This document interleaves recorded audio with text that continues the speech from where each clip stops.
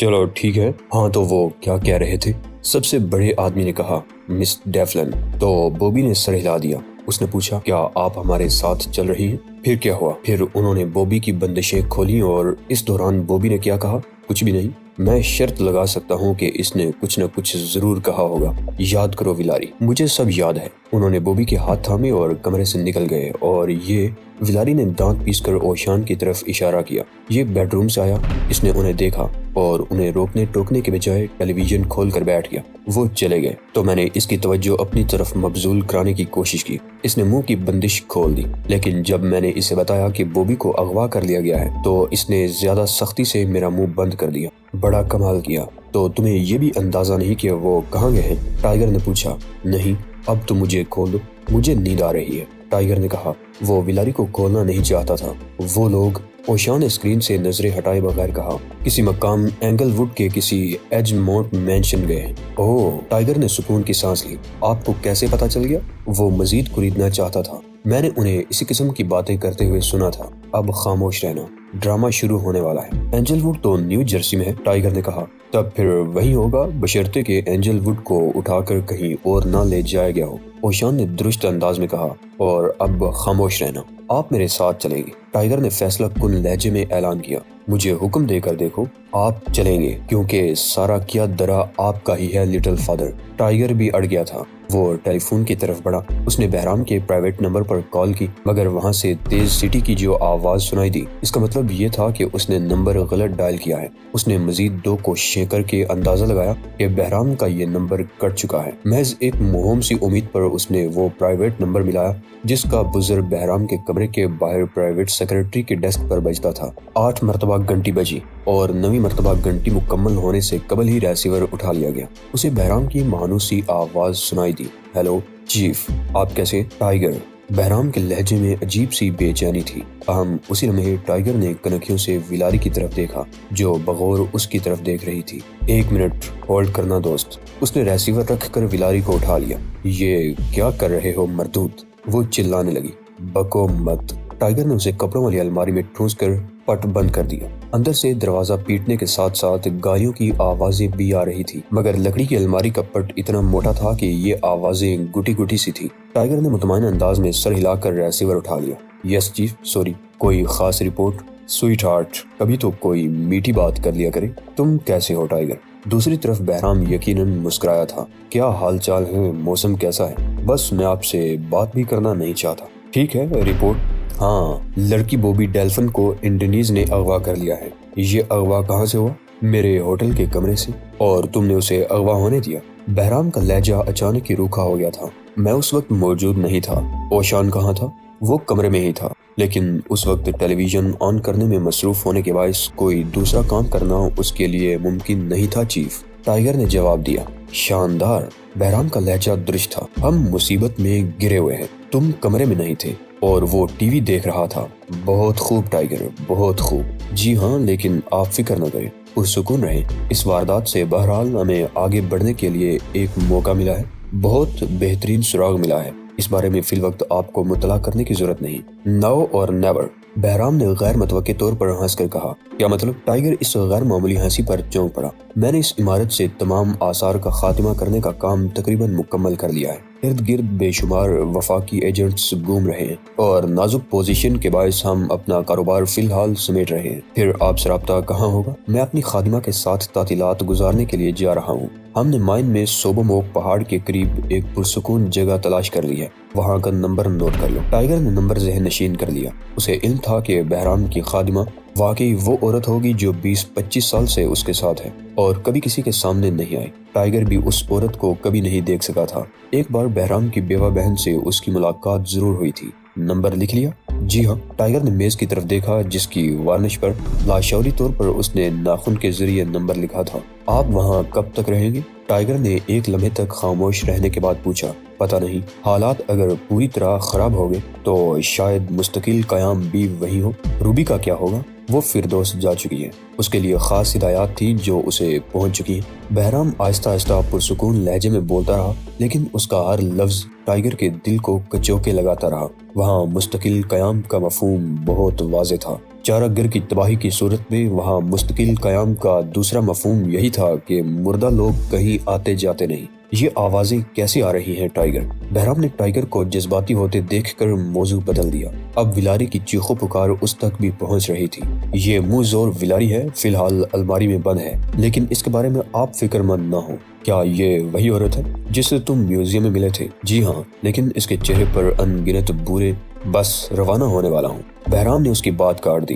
Good, خوب دل بھر کر تفریح اور آرام کریں۔ اسکاؤٹنگ کرنا چاہیں تو میرے پاس ایک بہترین گائیڈ بک ہے۔ بالکل، اس میں غیر محدود صلاحیتوں کا بھی ذکر ہے۔ اس میں مصنف کی حیرت انگیز صلاحیت اور حوصلے پر بھی روشنی ڈالی گئی ہے۔ اس میں گھٹیا سیاست کی نقاب کشائی کی گئی ہے۔ میں صوبموک جا رہا ہوں، کیا وہاں بھی اسکاؤٹنگ کے بہترین مواقع ہیں؟ بہرام نے پوچھا۔ پتہ نہیں، کتاب میں اس قسم کے موضوع پر کوئی باب نہیں ہے، ٹائیگر نے جواب دیا۔ ریسیور رکھنے کے بعد ٹائیگر نے ویلاری کو الماری سے نکال کر اچھی طرح سمجھانے اور اپنی راہ منتخب کرنے پر آمادہ کرنے کی کوشش کی۔ تمہارے پاس دو راستے ہیں، پہلا کہ میرے ساتھ ایجماؤنٹ مینشن چلو، یا پھر یہیں بندی پڑی رہو۔ میں تمہارے ساتھ ایک رعایت کر سکتا ہوں، وہ یہ کہ اگر منہ بند رکھنے کا وعدہ کرو تو میں تمہیں چھوڑ بھی سکتا ہوں۔ ویلاری جو ٹائیگر سے سخت نفرت کرتی تھی، جو گالی کے بغیر اسے مخاطب نہیں کرتی تھی، مسکرائی اور پھر ہنسنے لگی۔ اس نے ان کے ساتھ جانے کا فیصلہ کیا۔ شاید وہ یہ سوچ رہی تھی کہ کسی الماری سے نکل کر بھاگنے کا امکان کم ہے، جبکہ ان کے ساتھ باہر نکل کر گھومنے پھرنے میں فرار کا امکان زیادہ ہے۔ وہ کہیں بھی کسی بھی سڑک پر سپاہی کو دیکھ کر شور مچا سکتی تھی۔ جین لوئس ایک لمبے فلٹر میں سگریٹ پی رہا تھا۔ کھڑکیوں پر ریشمی اور باریک پردے سرسرا رہے تھے۔ اس نے سرخ اینٹوں والے مینشن کی ان کھڑکیوں سے باہر دیکھا۔ وہ تیسری منزل پر تھا۔ عمارت اور سڑک کے درمیان ایک سرسبز میدان نظر آ رہا تھا۔ انکل کا دل ہمیشہ کی طرح یہاں بھی جین لوئس ڈی جون کی اونچی سرخ چمڑے والی کرسی کے قریب کھڑا ہوا اپنے شہنشاہ کو بغور دیکھ رہا تھا۔ ریڈنگٹن کے انجام پر مجھے بہت دکھ ہوا۔ انکل کارل نے بہت دیر بعد خاموشی توڑی۔ ہاں، لیکن جو کچھ ہوا وہ غیر متوقع نہیں تھا۔ جین لوئس نے کندھے اچکا کر جواب دیا۔ اس نے ہمت کی اور اچھی کوشش کی۔ یہ اس واقعے کا مثبت پہلو ہے۔ آج ہم پھر کوشش کریں گے۔ ہمیں ان میں سے کسی ایک کی ضرورت ہے، پھر اسے اس کی تنظیم کے بارے میں اگلوانا مشکل نہ ہوگا۔ کیا ان کے کمروں پر نگرانی کے لیے لوگ موجود ہیں؟ یس جین لوئس، انکل کارل نے جواب دیا۔ جو ہی وہ وہاں سے نکلیں گے، ہمارے آدمی ان کے کمروں کو کھنگال ڈالیں گے۔ اگر کوئی مفید بات معلوم ہوئی تو وہ فوراً ہی رپورٹ کریں گے۔ گڈ، پیرس میں موجود کمپیوٹر امریکی کمپیوٹر سسٹم کی گنجائشوں کا تجزیہ کر رہے ہیں۔ اگر اس خفیہ تنظیم کا تعلق کسی کمپیوٹر سسٹم سے بھی ہے تو پھر ہمارے اپنے کمپیوٹر اس کا محل وقوع بتا دیں گے۔ یہ کہہ کر جین لوئس نے انکل کارل کو مسکرا کر دیکھا اور بڑے ہی خوشگوار لہجے میں کہا، ان حالات میں محض تفریح کے علاوہ اور کوئی کام باقی نہیں انکل کارل۔ چند لمحے بعد جین لوئس نے فلٹر کا بٹن دبا کر اور خود جھک کر کھلی کھڑکی سے جھانکنے لگا۔ 3 منزل نیچے 12 فٹ بلند باڑیں ایک دوسرے پر سے اس طرح گزر رہی تھی کہ جیومیٹری کی ایک مشکل ترین شکل بن گئی تھی۔ یہ شکل تقریباً 1 ایکڑ پر پھیلی ہوئی تھی۔ اس عمارت کو بنوانے والا ایکٹ جینسن ایجماؤنٹ 20ویں عشرے میں محض کھیل کود اور لطیفوں کے ذریعے کما کر یہ شاندار عمارت تعمیر کرائی تھی۔ اس نے کھیلوں کا سامان اس وقت بنایا جب کوئی بھی یہ خطرہ مول لینے کو تیار نہ تھا۔ جب وہ 26 سال کا ہوا تو معاشرے کی اصلاح میں امیر بن چکا تھا۔ 30 سال کی عمر میں وہ امریکہ کا پزل ماسٹر کہلانے لگا تھا۔ ہر پزل پر ایجماؤنٹ کا خاص نشان بنا ہوا تھا۔ یہ نشان انگریزی حرف B تھا، جو جیومیٹری کی اسی شکل کے اوپر کندہ تھا جو مینشن کے باہر میدان میں نظر آ رہی تھی۔ عمارت بنواتے وقت اس نے اپنے مونوگرام کی شکل کو 1 ایکڑ پر پھیلا دیا تھا۔ اخبارات نے اس زمانے میں اس خوبصورت باڑ کے بارے میں بہت کچھ لکھا تھا، لیکن کوئی منفی بات اس وقت تک سامنے نہیں آئی جب تک 1940 میں 2 مہمانوں نے باڑ نما بھول بھلیوں میں گھومتے ہوئے ایک ہی لڑکی کو پسند کیا اور پھر ملکیت کے جھگڑے پر ایک شخص وہی قتل ہو گیا۔ اس اسکینڈل کو دبانے کی کوششیں ناکام ہو گئی اور ایسے بہت سے اداروں نے جو بے خدا گروہوں سے عاجز تھے۔ ایجماؤنٹ نے اس صورتحال کے پیش نظر کاروبار فروخت کر کے یورپ کی راہ لی، جہاں بقول ایجماؤنٹ لوگ زیادہ فراخ دل تھے۔ تاہم 1960 کی دہائی میں وہ ایک 15 سالہ لڑکی سے کھیلتے ہوئے دل کا دورہ پڑنے سے مر گیا۔ لڑکی نے پولیس کو جو بیان دیا اس میں اس نے کہا کہ متوفی نے دم توڑنے سے قبل کچھ کہا تھا۔ کیا کہا تھا وہ یہ بات سن نہ سکی۔ ویسے اگر لڑکی نے سنا بھی ہوتا تو وہ اسے دہرا نہیں سکتی تھی۔ کیونکہ ایجمونٹ نے مرنے سے قبل ایکٹک کا خفیہ نام لیا تھا۔ ایجمونٹ بھی ایکٹیٹالی تھا۔ اس کی ملکیت اور اثاثوں کا بٹوارا ہوا تو یہ عمارت اس کارپوریشن کے حصے میں آئی جو اس کا قبیلہ چلاتا تھا۔ بارڈ کو دیکھنے کی اجازت صرف ان لوگوں کو ملتی تھی جو اس کو درست کرنے آتے تھے۔ یہی حال عمارت کا تھا، صرف مرمت کرنے والے کاریگر ہی اس میں داخل ہو سکتے تھے۔ اس عمارت میں ایکٹیٹالیوں کا اجتماع ہوا کرتا تھا۔ آج میدان میں کوئی مزدور نہیں تھا۔ جین لوئس کی نظریں بارڈ پر مرتکز تھی اور وہ مطمئن انداز میں مسکرا رہا تھا۔ سب کچھ اطمینان بخش طریقے پر ہو رہا تھا۔ جو ہی ایک نیلی فورڈ گاڑی عمارت سے 200 گز دور نظر آنے والے بلند و بالا آہنی گیٹ کے سامنے رکی تو جین لوئس نے دوربین اٹھا لی۔ اس گاڑی سے اوشان، ٹائیگر اور ویلاری اتر رہے تھے۔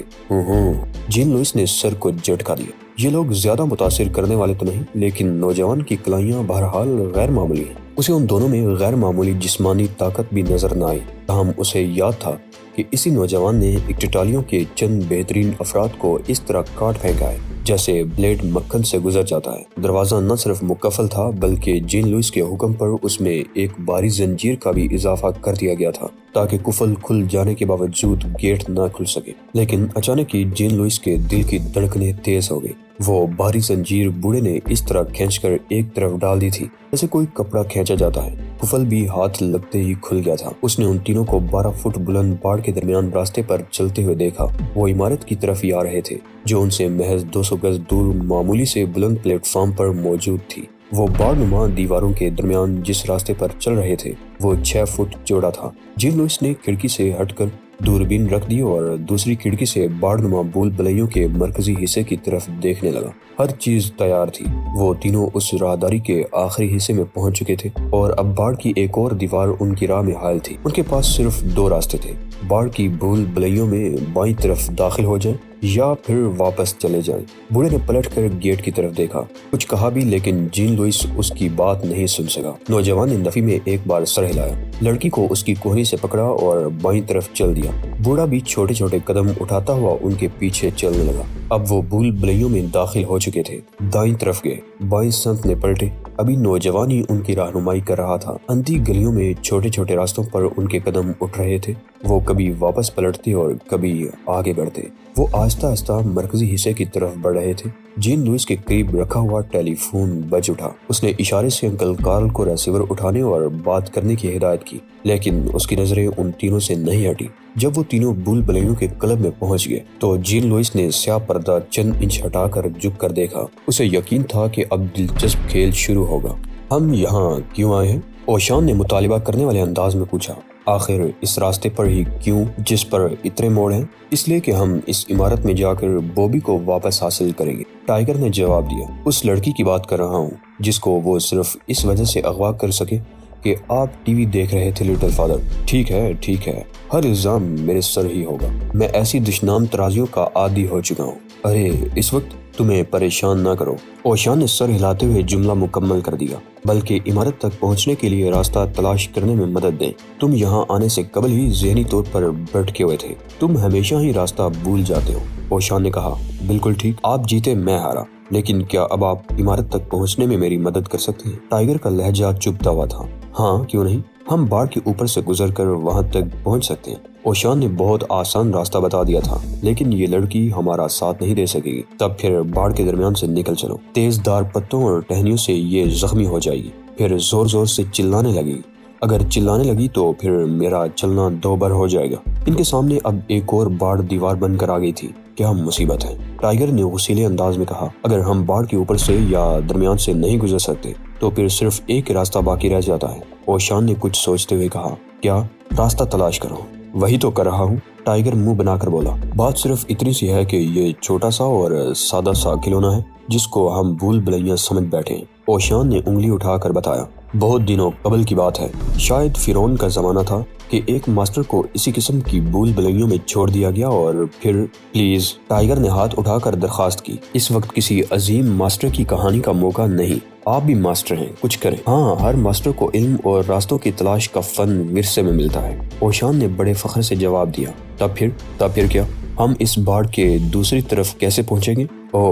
ذرا اپنا دائیں ہاتھ باڑ کے دیوار پر رکھ کر دیکھو، اوشان نے مسکراتے ہوئے کہا۔ ٹائیگر نے ایسا ہی کیا اور پھر اوشان کو سوالیہ نظروں سے دیکھنے لگا۔ اب آگے بڑھو، لیکن یہ خیال رہے کہ تمہارا ہاتھ کسی بھی وقت بارڈ سے نہ ہٹے۔ چلتے رہو، کوئی کونا آ جائے تب بھی چلتے رہو، موڑ آ جائے چلتے رہو، بس چلتے رہو، تمہیں باہر نکلنے کا راستہ خود مل جائے گا۔ کیا یہ حکمت عملی کامیاب رہے گی؟ ٹائیگر نے مشکوک لہجے میں پوچھا۔ 100%۔ اوشان نے دونوں ہاتھ سینے پر باندھ لیے۔ پہلے یہ ترکیب کیوں نہیں بتائی تھی؟ ٹائیگر کے لہجے میں شکوہ ہی شکوہ تھا۔ میرا خیال تھا کہ تم پہلے اپنے طریقے آزمانا چاہتے ہو۔ اوشان نے سر ہلا کر کہا۔ مجھے یقین تھا کہ تم گلیاروں اور گلیوں میں باغ دوڑ کے بعد تھک کر درختوں، پودوں اور جھاڑیوں سے لڑنے لگو گے۔ چلیں، ٹائیگر نے سر جھٹک کر کہا۔ اس کی انگلیاں باڑ پر تھی۔